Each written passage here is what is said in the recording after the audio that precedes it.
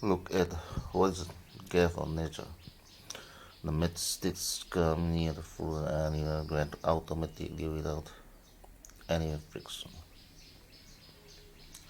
This tree called Pandava PATTI is rarely found in the forest of Chandrapur.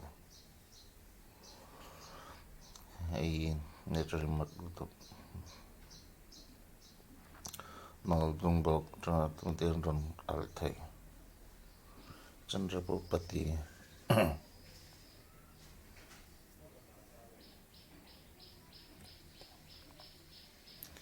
Ay rendo.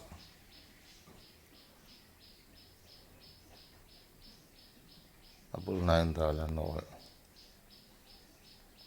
Okay. So in here, and the pongai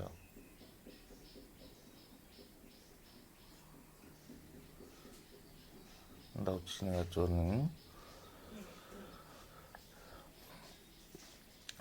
chọn tang at grasa hen tili nga nakina tunan thur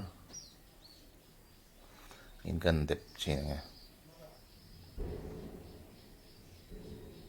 mem chathiki grasa tui kan lenga ren ro anna thok dang